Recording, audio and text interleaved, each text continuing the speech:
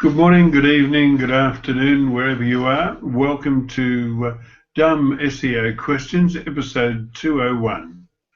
Each week we meet here to talk about what the questions that have been asked on the SEO Questions community on Google+, and also on our Facebook page of Dumb SEO Questions, and also on Twitter on Dumb SEO QS.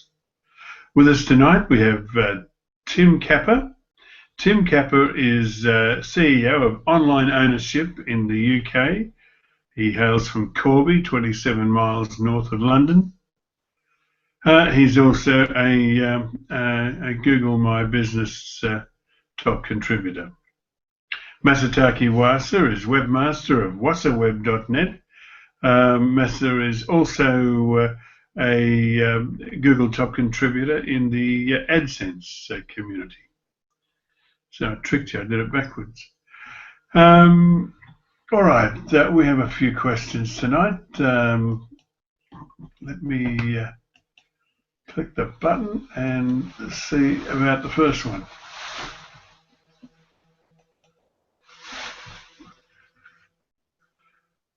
All right, Gary Fonda asks, old domain or new domain? He said, hi, I have a new client who has only been online for approximately 2 months, new website and domain. She set up her business name, logo, etc. as Fluid Motion Maui. She's unhappy with her page rankings, and I have a good idea why. Her original domain, fluidmotionmaui.com, does not have the main idea of her business, Pilates, inside of the title and in the domain. That said, she purchased a new domain, Pilates Studio Maui, that has the main idea of her business, Pilates, included inside the title of the domain. My question is, should I advise her to keep the original domain and fully optimize it in Google and other search engines, which has not yet been done, or use the new domain going forward and use that? I hope this makes sense. I see Rob Mars graced us with his presence through the week and added an answer to that.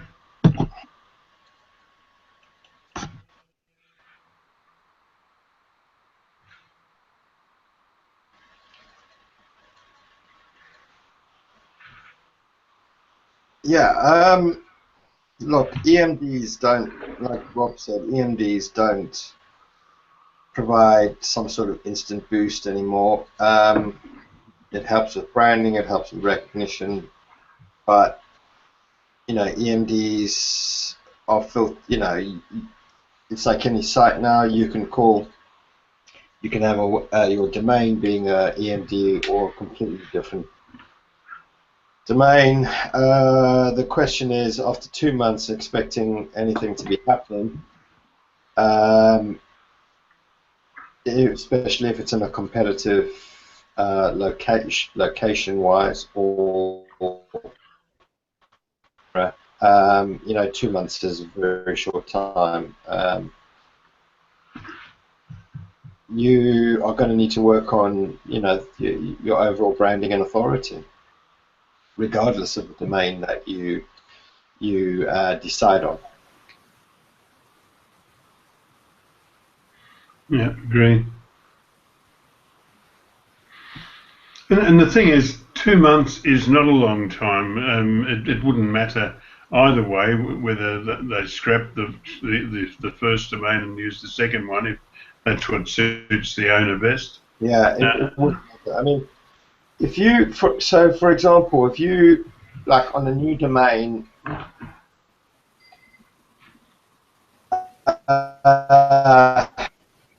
published a Pilates. So you published a site, brand new, that was like the be-all and end-all of Pilates. It had every single kind of move, stretch, origins, the 500 attached classes, live on the YouTube. It had, I don't know, contact details of every registered and all of Pilates sites. Information resource. Pretty much the fact that if anybody was looking to know anything about Pilates, they would never need to leave your site. That would be the instance where a brand new domain, and yeah, obviously you needed to market it and just get it out there a little bit in terms of social.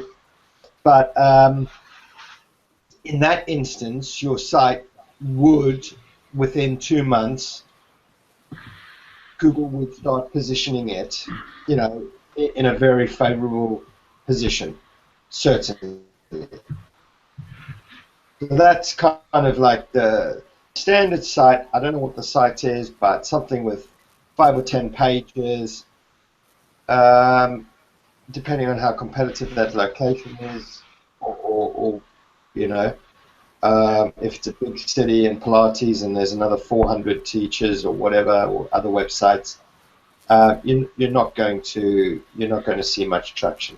You need to work on it, build the brand, build the authority, build your content, build the resource for, you need Google to see that as a reason to position you.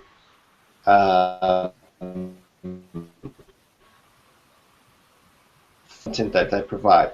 Google has one sort of overriding factor, and they want to provide the best possible results for a search query. And if the site, even really badly coded sites, so you were talking about your title or whatever, even really terrible old 80s built websites will still rank because they provide some really great content. I mean, so the question is the best possible result to a user for a search query. And as long as you feel that that content or that page on that site provides the best possible source of information for that particular class, lesson, move, stretch, whatever,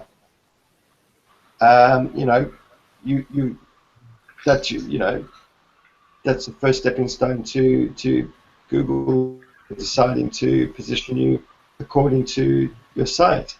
Of course, you need to go out and you exist and things like this, but that is the kind of overriding thing. So provide the best source of information, search query. Yeah, and in this case, the name, the business name, logo, etc., is Fluid Motion Maui. So to me personally, it makes sense to keep the original domain, as it were, because that's the name of the business. That's the logo. That's what people see: the logos, adverts, etc. And I assume, I may be wrong here, but I assume this website is really a way to reach potential customers and clients. So you want people to, I don't know, take lessons or attend classes, those kind of things. So in that sense, I think it makes sense to be consistent about your branding. And for that reason, if I were in your position, I would stick with the original name. Yeah, well, that's another way of looking at it. Exactly, Masataki. Yeah, and talking about, in terms of you can kind of,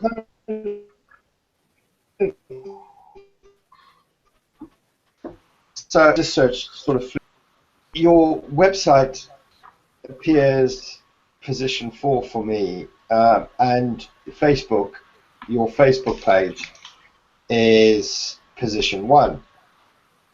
So that just goes to show me that, not because Facebook is sort of authoritative in that sense, but, well, it is. But what I'm saying is that your actual site, Google does not, is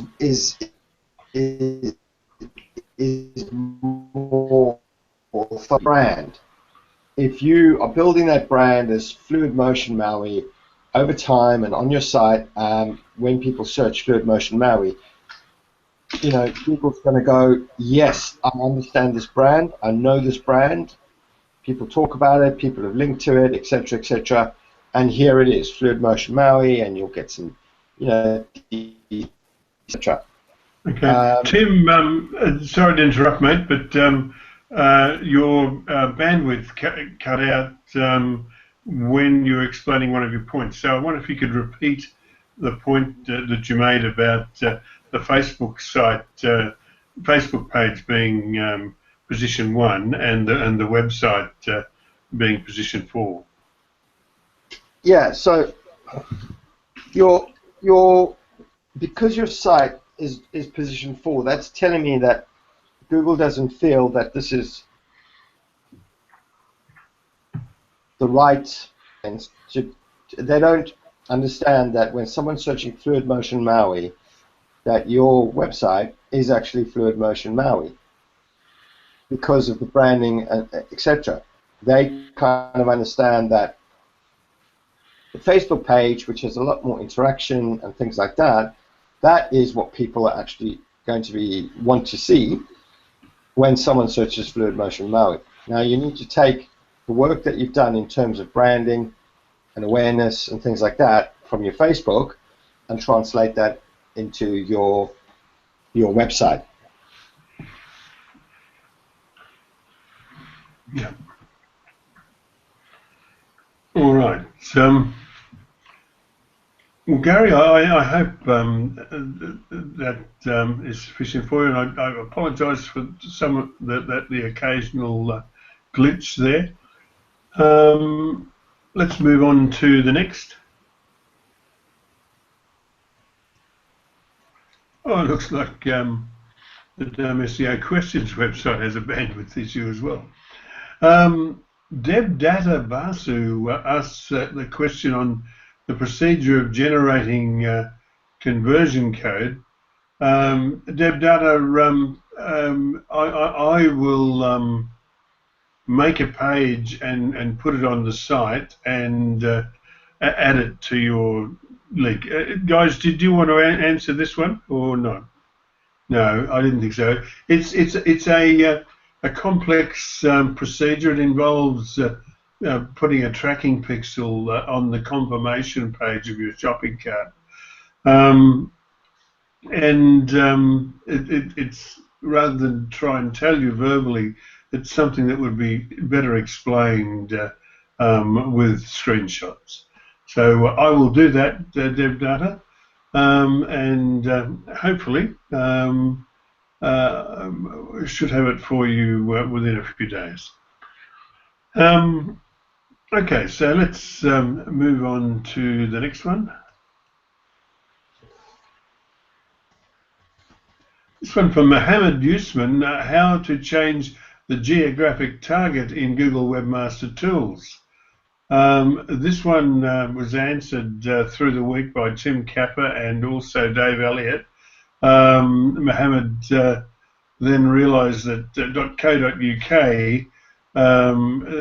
is already geographically targeted by being a CCTLD, and so I don't think I need to bother you guys with that one.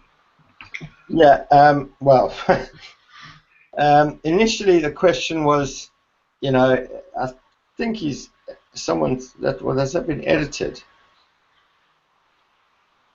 I'm not sure. But yeah, if you are .co.uk, you can't to Russia or China or something like that. You're already geographically targeted with your, with your domain. So if you're a .com, yeah, fair enough. You can go and say, I'd prefer my site to be more visible, or I want it geographically targeted to this. But also you need to bear in mind language. So let's say you're a .com, and you're going to say, right, I want to geographically target my site to Russia, but my whole site is written in English. It's like, okay, so Google's going to go, okay, fine, we'll try and do that, but you're all in English. So where are we going to present that? We'll try and present it to someone in Russia who's only searching in English. So think about who my target market is, what my domain is, what language am I serving it in.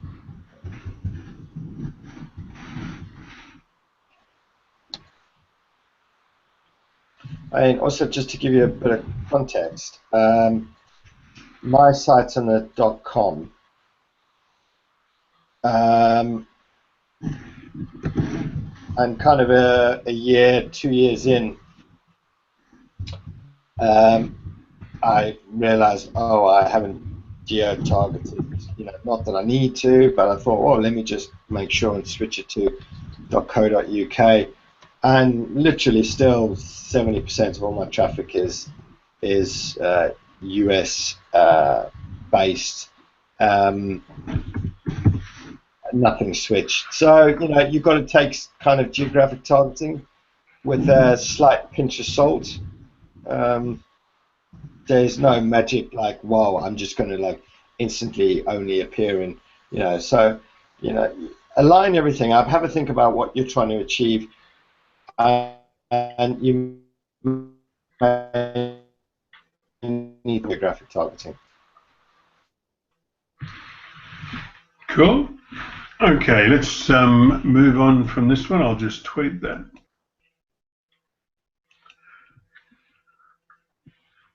And our next is a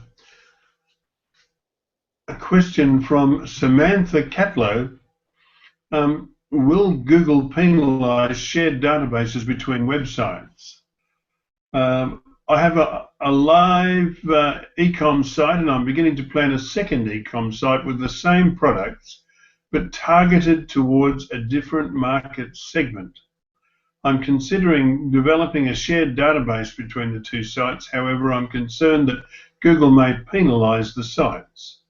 The product data, images, and specifications will be the same, but there will be unique page content. One, will Google penalize shared databases between websites? And two, does Google penalize shared product data from one supplier's website to another with copying of text specifications, videos, and images? It is difficult to have unique product data specifications. And three, alternatively, I can develop two separate sites with separate databases. Will this be safer and a Google SEO friendlier option? Thanks in advance. Okay, so first thing that I think is kind of a bit of a misconception, there's no penalty. It's a filter if there's duplicate content, or let's say duplicate product, and it happens all the time. There are hundreds of thousands, millions of sites also selling the same product from the same, with the same make, model number, the specs, etc. There's no penalty applied there. It's merely a filter. So in that instance, Google, so someone searches, I don't know, Rolex model number X1432. Now, there could be 50,000 sites out there, all with that thing, all manufacturer description, bulk standard, copy and paste. If that penalty is applied, it's more of a filter. Google's going to say, well, in this instance, I'm going to look at authority of the site because all of them are serving the exact same. So therefore, how do I decide which one is better? And in this instance, they're going to kind of look at the site's authority. They may look at reputation. They may look in terms of, all sorts of things. They could go down to, is it a legitimate business in the sense that, do they have local stores where the person can purchase, or is this purely online? What's the reputation of this business like, etc. Okay, so it's a filter. Google needs to now figure out which ones would probably not, would probably be the best resource for that person to purchase that product from. It's not to do now with the product anymore. It's like, well, we've got 50,000 exactly the same. Which one do we believe will satisfy that user's purchase of that product better? There could also be other things. Who provides the better resource to it? So, for example, one site that's appearing, position 1, 2, or 3, one of them might have sort of branded information specifically on the Rolex model that was produced between 1980 and 1982.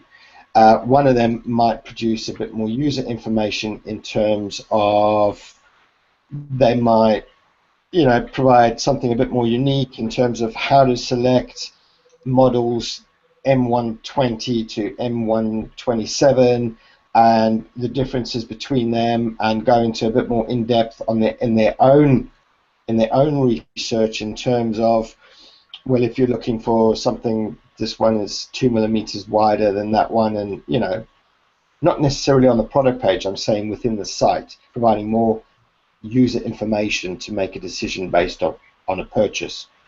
One of them might have created, I don't know, tons of informational instructional videos, which is in a different section of the site or even on YouTube, but they've got about how to choose this particular model and what it looks like, and yeah. So in that instance, Google will look at who is providing a little bit more of a better experience, who is a bit more trustworthy, etc. So that's that issue out of the way now in terms of penalty and filter. So the point is firstly, I don't understand how you've got one product but now you've got two different markets. The end result here for me is if your product is a pink fluffy elephant, then at the end of the day, the user, which you say there's two demographics, is ultimately still going to want to purchase a pink fluffy elephant. Whether it be male, female, or hermaphrodite, they still would ultimately be searching for pink fluffy elephant in that sense. Now, until we kind of have a little bit of a better explanation on when you say market segments, I'm not entirely sure. But the point is you still have one product, and it's still going to be a manufacturer description. For me personally, I would, if you're going to have two sites, you've got two sites to maintain. You've got two sites now with the same product, essentially. So if I search pink fluffy giraffe for girls, pink fluffy giraffe for boys, it's two demographics, but essentially it's still a pink fluffy giraffe. Okay. You still need to kind of, your two sites would be competing for that product in the sense of I still need to provide additional user user content to try and, influence Google in the sense that, yes, it's the same product, but hey, I provide so much more informational resource for the user. I've got videos about it. I've got, created instructional demos.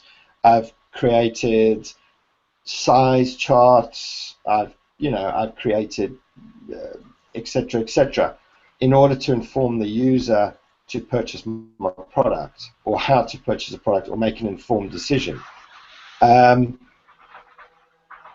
you're going to need to do that for two sites rather than one site. So essentially, my preferred thing would be to have, because it's still the same product, and you've said this, that would be to have the same product, but creating your market segments within your site, either through, different landing pages serving the same product, which thousands of e-commerce sites do, millions of e-commerce sites do, but just correctly canonicalize the product.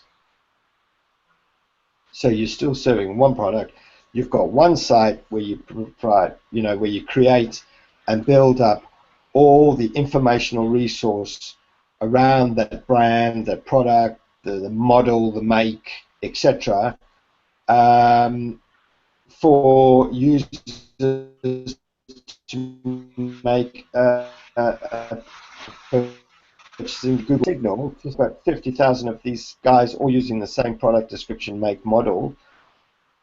How do I decide which one's a better one? Well, the one that provides more information to the consumer in different ways, whether it be articles, product, demos, specs, videos.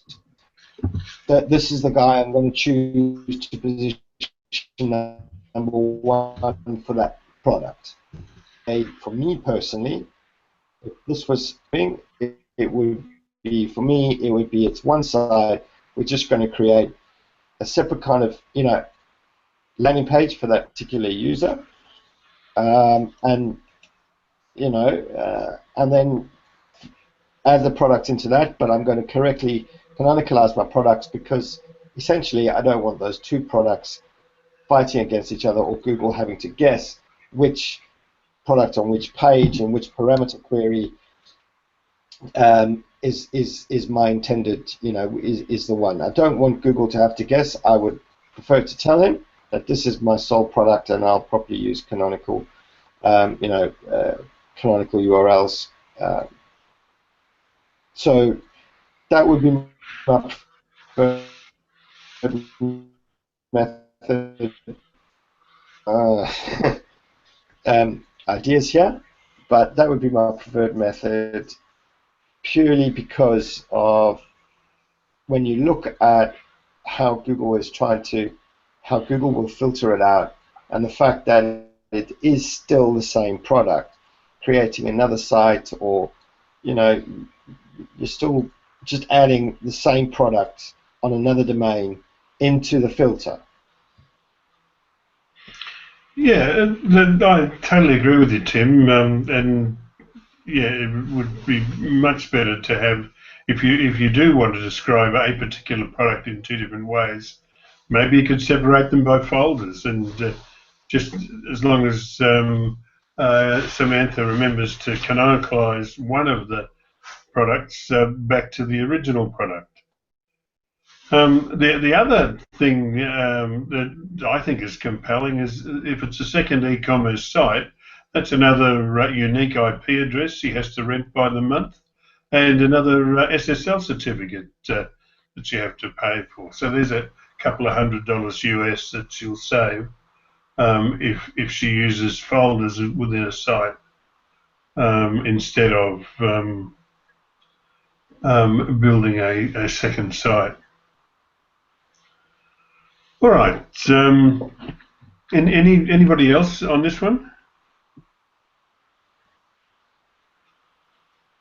No, I think Tim nailed it. Pretty much all the same things I would have actually said too.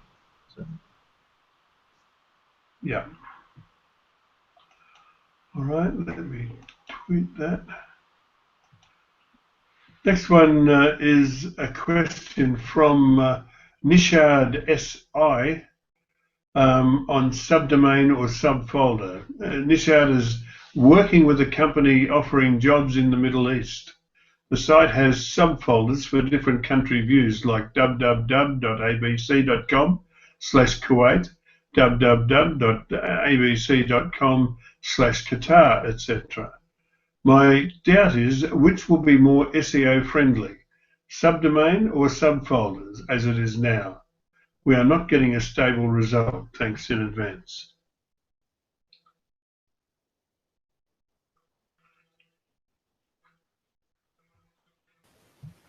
Well, Dave Elliott's quite clear.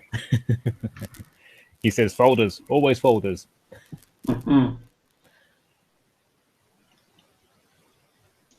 My feeling is that it really doesn't matter. It's your choice. But if you're targeting different countries, then it may be worth obtaining domains for each country, each territory, and then have hreflang go to each other, as it were. And if you're serious about targeting a second country, host in that country as well. Yeah. Yeah, and you can do that with a subdomain. You cannot do that with a folder, I think. Yeah, you can. Yeah, so you could have a global TLD and then have subdomains for each country, and then have those targeted in the Search Console. Is that possible? Can't remember. Well, Okay, the case, CCTLDs won't be targetable. They're automatically targeted. No. But if so, instead of having CCTLDs for different markets that he operates in, let's say he buys a global one and then sets up subdomains on that site. Can you go to your Search Console and then target different subdomains to different countries? I can't remember. Yeah, I think so. Yeah. The subdomain they can, but not folders, I don't think. Yeah. So that's one consideration I think Edwin was mentioning. Yeah, and you can also host. In this case, it doesn't really matter. Kuwait and Qatar are quite close together, so it doesn't really matter. But let's say in Russia or something, then you would host in Russia, right? It's closer to the users, and thereby it's more user-friendly because it's more speedy. Yeah. All right. Look, I think we've covered this for Nishad. Anybody else want to jump in on this before we move on?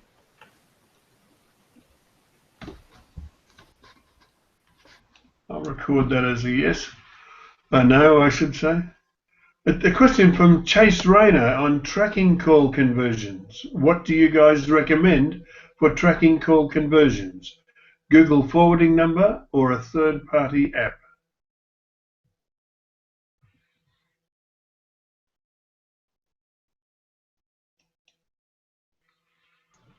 I'm currently using the call forwarding app from Google, so I don't use a third party anymore. I used to use third party a long time ago, but Google makes it easy.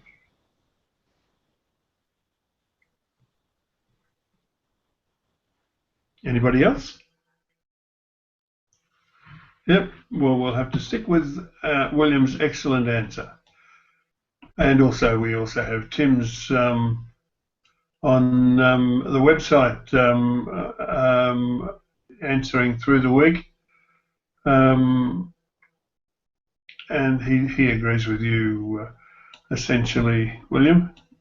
Now he also mentioned offline tracking. Now you can actually, from what I understand, you can still upload.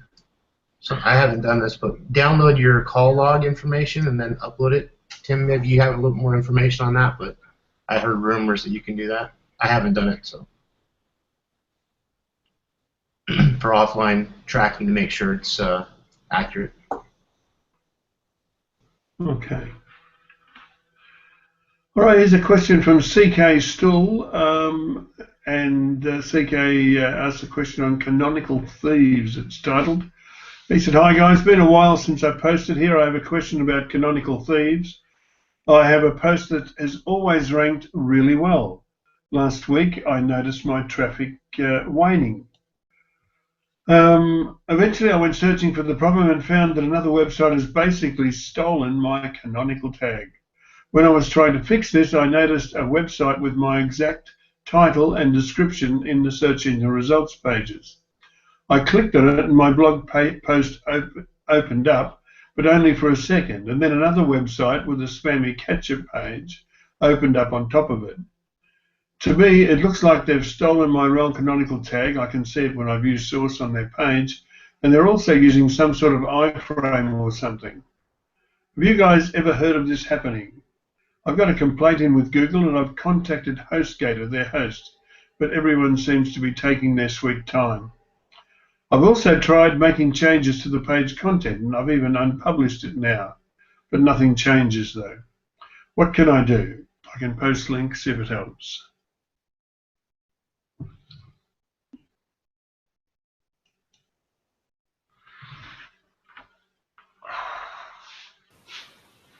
I'm slightly confused about stealing inverted commas the canonical tag. That seems to be an odd way of phrasing it. Yeah, I think what he means is that somebody has scraped his entire site. And it's in iframe. No, well, see, what they would do is have Googlebot, if Googlebot landed on the page in the action of crawling, then the page would stay as it is, but they'd use the user agent to decide if it wasn't Googlebot to then redirect them to the money page, the scammer's money page. Yeah, so it's scraping issue rather than framing issue, if that makes sense then. Yeah. Yeah. So, Jim, let me ask, let me get this correct. So anybody that's coming to his site, if it's a Google bot, it's going to redirect, or sorry, it's going to show the page, but then if a person comes to that, user agent comes to that, it then redirects them to another site that's got an iframe?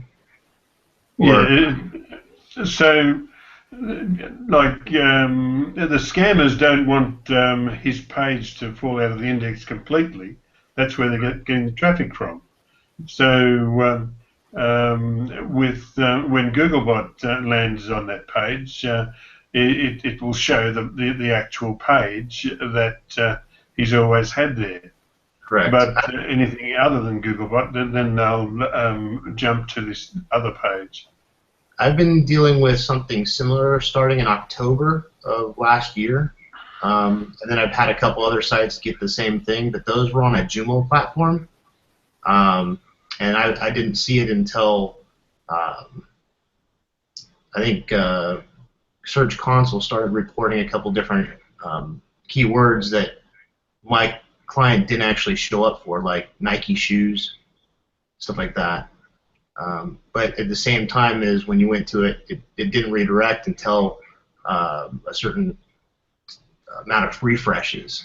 But yeah, it sounds like that. Did he actually put in his comments that he had a CMS that he was running, like a WordPress or a Joomla or a Drupal? Or is it just a straight HTML site?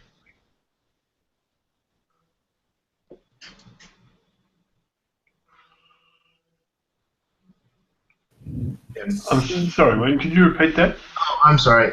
Did he say if he was using, what type of CMS he was using, or is it just a straight HTML site? No, he didn't say. He added in his last comment, and on the thread, that it's his post on his site, and then there is a copy of that on another site. So it's not his sites that's being affected, as far as I understand it. So it is someone else copying his content. Gotcha.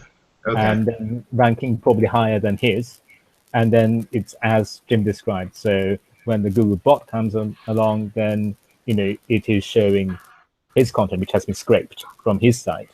But if someone lands on that site, then he or she, the visitor, is taken to the money site. Gotcha. So that's why I think it's a scraping issue rather than a framing issue. Gotcha. Yeah, that makes more sense. Or any issues with the CMS, being compromised.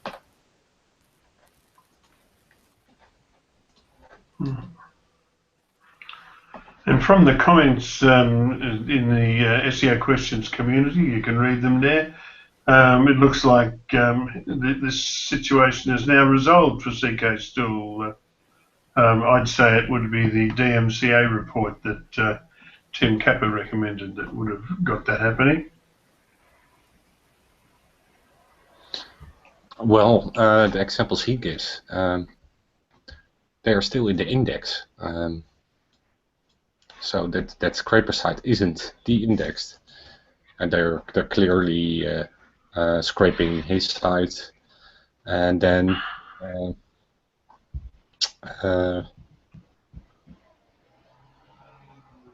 cloaking Googlebot, right?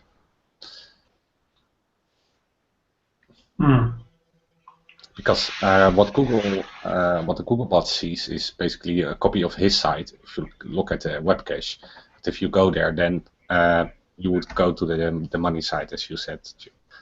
So they're clearly cloaking and scraping, and this is very nasty. Yeah. Yes, you'd think Google would do something about it. Yeah, and fast, because at the end it is his copy, and Google is now rewarding the scrapers. All right. Yeah, so advice for CK Stool is to get onto that DMCA as quickly as possible. All right, so let's move on to the next.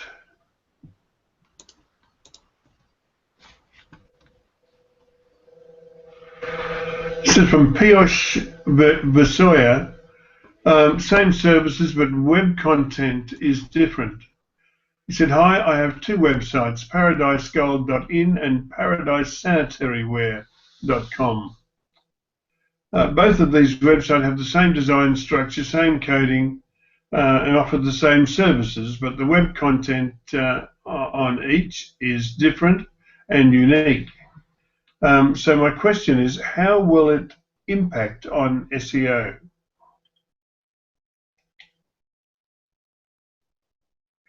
Does Google allow for good ranking of my second site that copies from the original?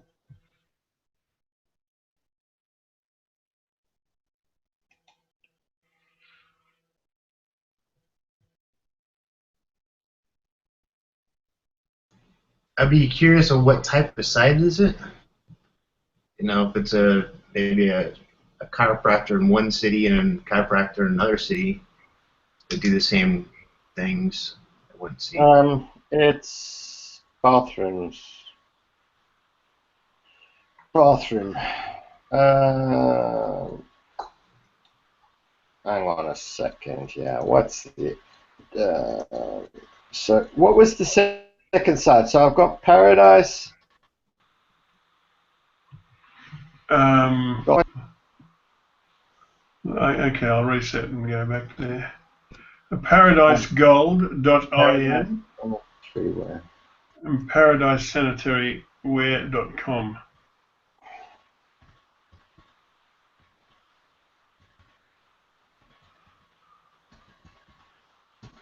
Reading from the comments, Tim, no, nobody has ever accused you of being too sensitive. Ah.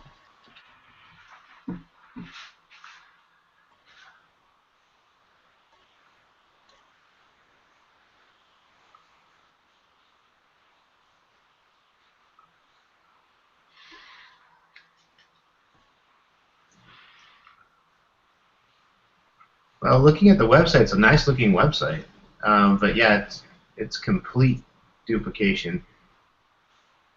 Now, what I was referencing before is really kind of the services offered are similar, but they're also in a different area. But then there's also different doctors that might be at that practice. There might be additional services that they offer are different than the other. But this one, I'd be curious why there's two sites, unless they're targeting one for the U.S. and one for, and if they have the, yeah. What do you think, Tim? You pulled it up too, I think. Yeah, you know,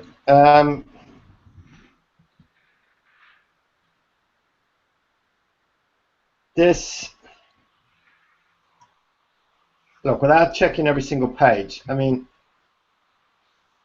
this looks seriously duplicated, man.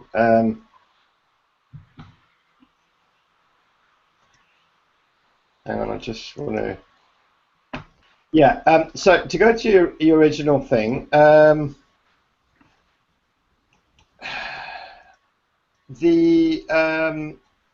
I mean, you can, you know, millions of sites use the same templates, things like that. No, you're not going to be penalized in any way, shape, or form.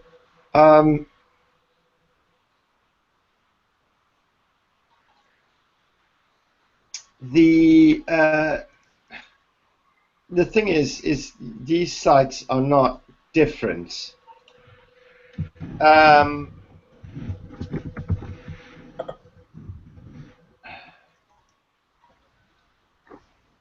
The principle is that I think the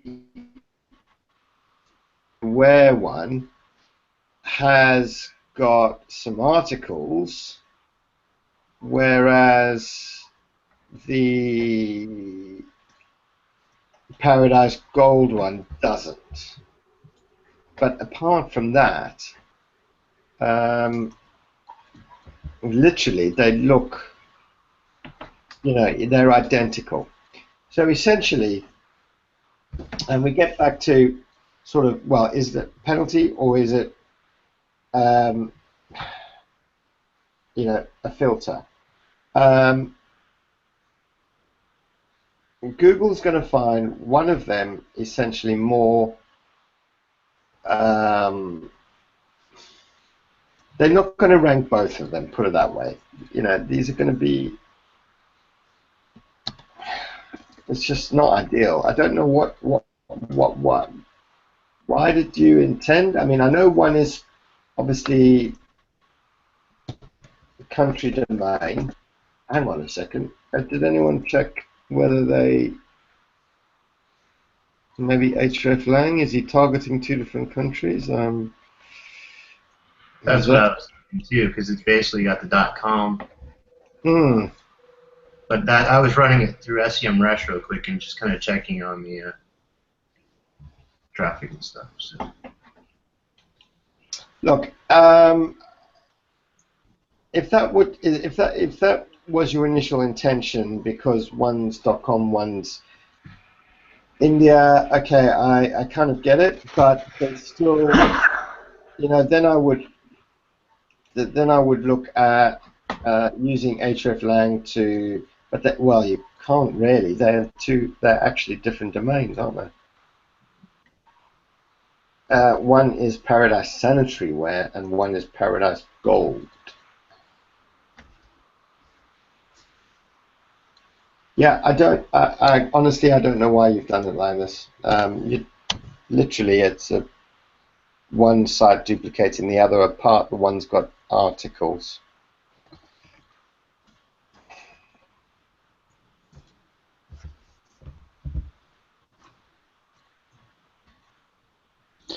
Yeah, I don't see why the .com shouldn't be ranking in India, right? It's completely the same, so just use the .com and 301 the TOD for India to the .com. Right? It's not that you don't rank with the .com in in a local search.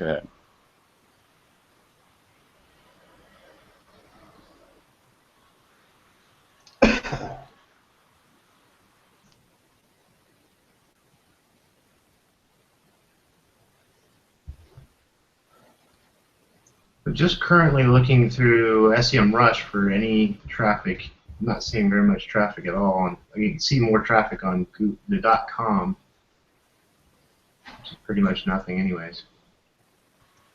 Yeah, but you can rank for the .com in India, and that's not a problem. No, what I'm saying is on the overview, I just pulled both the domains into SEMrush and just looking at their overview report for the countries, and I don't see there's not a lot of traffic in it, a lot of data. So I'm wondering if that might just be a filter on both sides, or if it's a brand new site.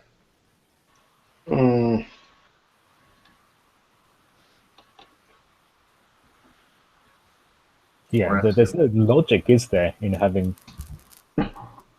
these two sites? Well, it makes sense if the India version is dedicated to India. Yeah, no. So if the price is done rupees on the Indian side, and then it's denominated in dollars for the export market, then that makes sense. Because it says that they export to 62 countries or something like that in the footer. So that would make sense. Then you'd have one side for India, and the other side for the rest of the world, and then you use hreflang to do that. But that's not the case. Okay. Hang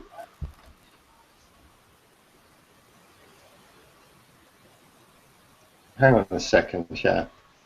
Hang on a second. Right, so,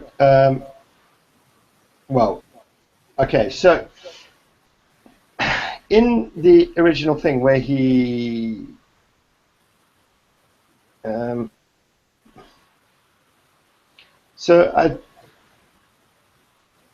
oh shit.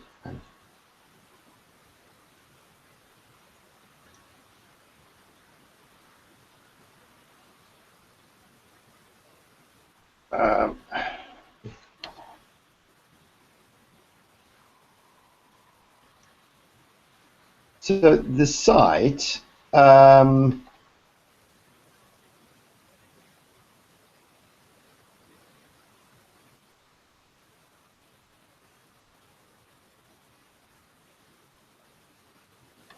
so I did a site query on paradisegold.india. It shows then the dub version, but the very first one comes up saying Paradise Gold logo as the title on the paradisegold.india. And then it says a description of the site is not available because of the site's robots text. So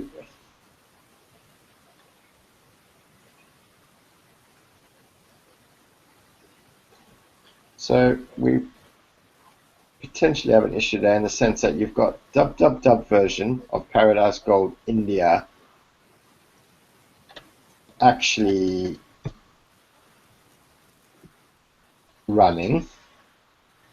You've also got the non-dub running.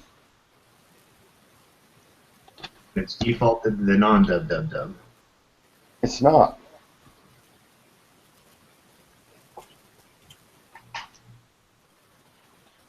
You've got dub and non-dub for Paradise Gold India. There's no 301 redirect, either one or the other. Yeah, see that? Yeah,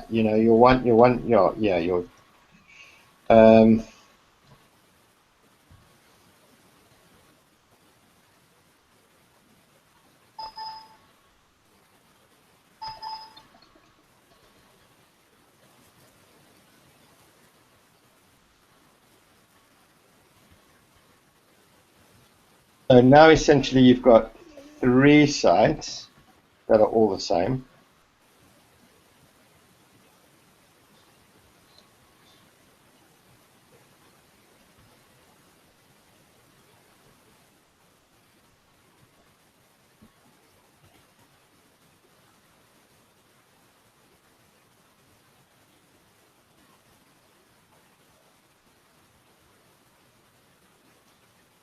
Well, I can't find a sitemap for it, and I can't find a robots.txt file. Here's an interesting find. It protected in Paradise Gold India, and second, so TripAdvisor is the first one. Paradise Gold logo is the next one, and that shows that paradisegold.in. And you're right. There's something with the, it says description from the results is not available because of this site robots.txt. Learn more. That's strange. Is it probably blocked?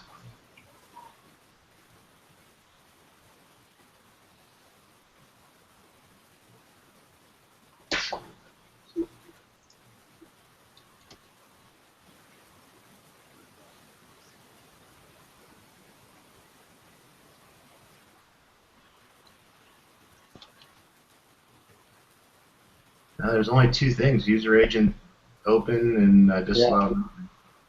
Robots.txt looks fine.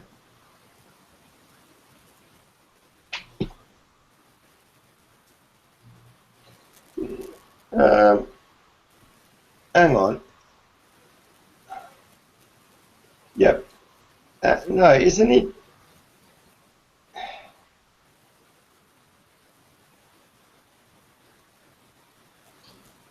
He's disallowing everyone. Sorry? He's disallowing everyone, isn't he? Yeah, but now I'm saying, so if, I'm just checking, is that TXT also for the non-dub-dub? Yeah, no, yeah, it's also on the non-dub-dub. So,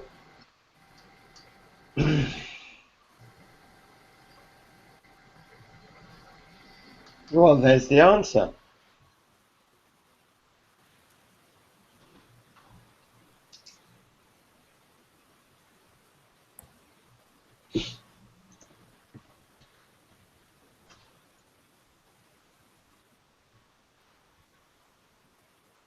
On the .in, he is disallowing everyone, essentially.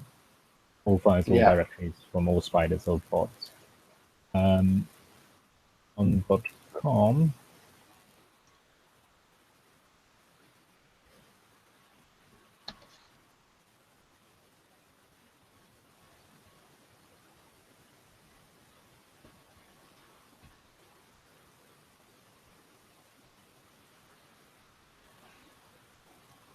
.com has just got user agent. He doesn't have allow or disallow, does he? no, it's just got the sitemap in there. Yeah.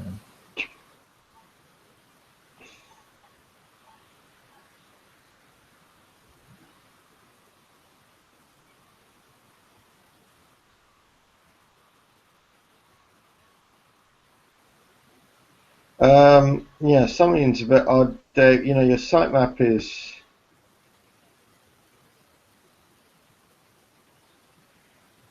Huh?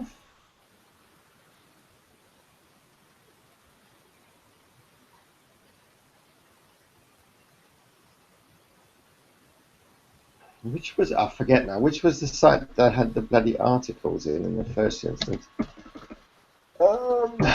Looks like they're primarily using the IN, and it looks like that's on their Google Plus page, and I was looking at their maps page right now. Yeah, but they've robots.txt their whole paradisegold.in site. Yeah, I saw that with the forward slash. But I'm fairly sure that must be recent because that robots text blocks all crawlers, and what that would mean if you did a site full colon Paradise Gold search, it would only have one page there, but they have 75. Well, they've got 300 odd for me showing up, but for the sanitary ware one, they've only got 25 pages indexed. I'm looking at the site. At the sitemap for that one, because that's the only one that's got a sitemap. There's a couple of a couple of hundred products and pages there. So I think the question is what are you really trying to do here?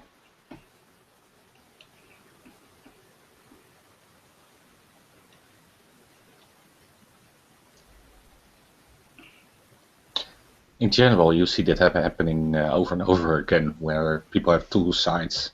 And one get managed well, and the other one is not that managed well. And I think that is happening here. There were some title tags that aren't optimized. There's no row canonical. Apparently, you're blocking all the bots. So yeah. Yeah, I think if we kind of got an understanding on what the game plan is between the two sites, firstly. And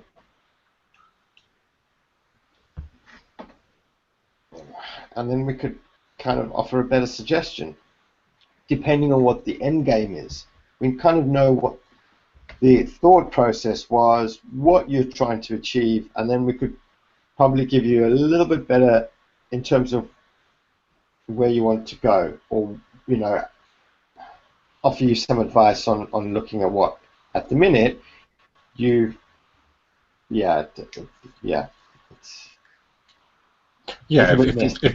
If you build a site, if you have a site, that site needs to have a purpose, right? At the moment, I don't see the need to have two websites. I think you can just use the .com version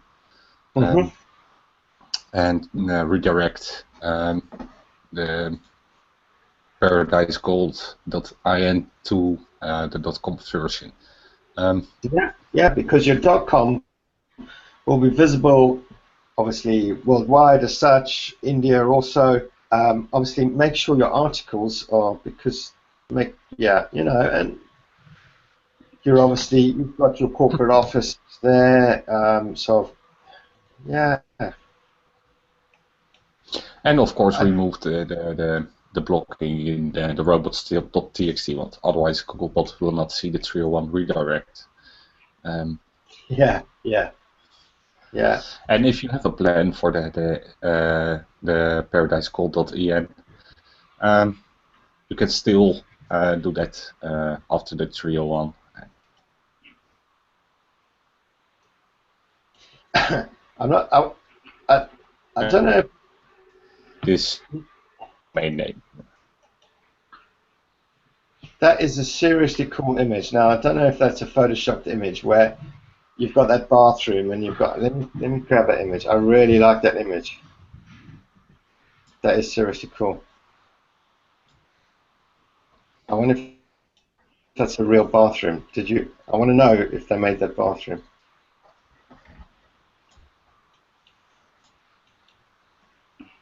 I don't like the red one. That is just diabolical. Have you got a link to that, Tim? I've got to have a look at it now. Yeah, no, hang on. I'm just digging in the source to find out. 'Cause I hate galleries. Just trying to find the right image in that gallery. Oh, come on. Yeah, it is a nice site. The navigation is really nice. I hate that red. I've never seen such a terrible red sink in my life before. Come on, where's the image for the one now? Oh yeah, okay, yeah, I found the URL. That looks like a seriously swanky hotel.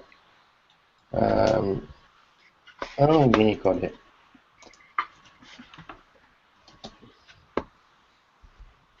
Oh yeah, I that's really a like nice one. that. That's cool. I hope it's one-way glass. And you want it in pink, right? That's your favorite color. No, that's perfect in white. With fluffy things. I hope it's one-way glass, because you get out the bath and you just piss off the whole village, offend the whole village. The bidets on the right seem a little bit high off the ground. Yeah, that's really cool. I like that. A bath with a view, awesome.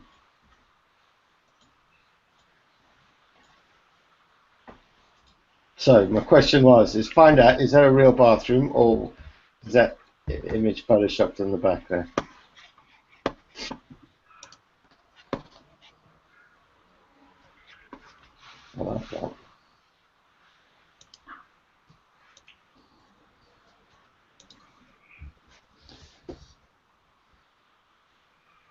I think we answered this one. No? Yeah. Yeah. All right. So therefore, it is that time again, guys. We've answered all of the questions asked on the SEO Questions community on Google Plus for yet another week. Well done. Now we move on to our weekly SEO news section, which is taken from topics posted on the SEO news community on Google Plus. This week there was only one. The reason I posted it was that somebody asked John Mueller a question: will Penguin run again? And John Mueller responded, yes, it will. And then he followed up with, but we don't have a date yet. And I like Dr. Pete's answer on Twitter, where he said, well, that's great. We've established it somewhere between now and the end of time, unless Google is around long enough for time traveling to be invented. And so I posted this about Penguin. And yeah, I don't think, I think Penguin is just totally dead. I don't think there's a person in Google that wants to touch it with a 10-foot pole. It was poorly designed, wasn't thought through, and it did bankrupt a myriad mum and dad sites back in 2011 when it was introduced. People who were innocent had done nothing wrong, but they were just steamrolled by this scattergun algorithm, which was released onto the web without any conscience. Anyway, I used it to introduce a brilliant clip from last week. There were 4 people talking about Penguin during our clip last week. Tim Capper was one of them. Dan Petrovic, Barry Schwartz, and Dwayne Forrester. And yeah, I thought for informed comment about Penguin, I thought that was as good as it gets. What do you guys think? Well, you don't hear a lot of complaints from people that are affected from Penguin or a Penguin update anymore. No, that's right. All people have learned how to get around it, and they're just doing their old thing in gay abandon, knowing that they're not going to get caught. No. And Dan made an interesting point that he might be testing something to do with links and backlinks. Yeah. Any news about that? Or no, I haven't been talking to Dan this week. Well, we will see. I think we have to go back to the reason when it was launched in 2012. To be able to address a certain industry problem that was growing and had been growing for many years, and Google couldn't get a cap on it. But the goal of that was really to actually stop the spammy technique of gaming the system through links. And those who actually played in the game, and I watched people spend a lot of money and kick my tail just because they had the cash to buy the links. And they disappeared. Yes, some of those were not people that basically knew that their marketing company was doing that. So I think that there was companies that got hit on the crossfire. But I think Google's really kind of figured it out in the last iterations of Penguin. I think the last week's show on the 200 episode, that was a pretty good clarification as well. Yeah, The one thing though, William, I mean, Bing never ever needed a penguin. Neither did Yandex, neither did Baidu. And yet Yandex is probably the most heavily spammed of all of the indexes, and yet they never needed a penguin. Well, I think this was a Google-specific malaise. I think Yandex also has a negative influence if you have spammy links. But I'm not sure. Links. But I think Google we got the name Penguin, but at the same time it's that filter. Trying to filter out some of the sites that had problems, just like Panda tries to filter out the quality content. We've got all these different names for things. This one happens to be a one of these guys. Yeah. I just wanted to correct one other thing too. You said 2012, and in some courts of law that's accurate, but it actually did start. The very first penguin was called the Farmer Update, I think, Yes. and that was 2011. Correct. Yes. I just looked at Yandex, and they will also penalize people that buy links. Yeah, and you make a good point, Jim, as far as even the name of the Farmer Update. I mean, when you go back to the history of the Farmer Update, what was its purpose? Well, those people that were running link farms, I imagine. Correct. No, the farmer update was Panda, right? Before Panda was called Panda. Yeah, so basically, I should know that one. Hold on. Farmer Update. Yeah, that was actually Panda. All right, so I'm wrong. The update which spawned the longest thread in Google Webmaster forum history, with about 3,000 or 4,000 respondents giving an account of their sites. What was that? Because that was 2011. I'm very clear on that. Let's see. I'm going to go down. So 2011, we had the. So I just went up to. Let's see. Christmas of the Flux. Just going through Moz, the history of that one. A lot of Panda. Here it is. Panda Farmer, February 23rd, 2011, and then before that would have been the.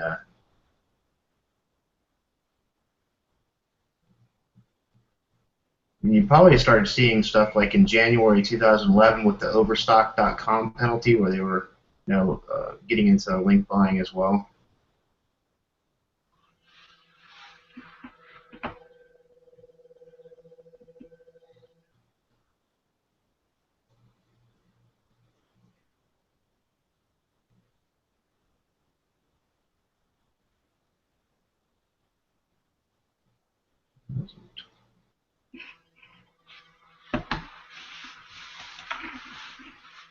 Anyway, do we have any more comments on this one? Well, if you're watching this at any time, I do commend the clip which is attached to this topic on the SEO news community. It's spoken of by some of the best in the business. All right. What that means is that we are at the thank you for watching stage. We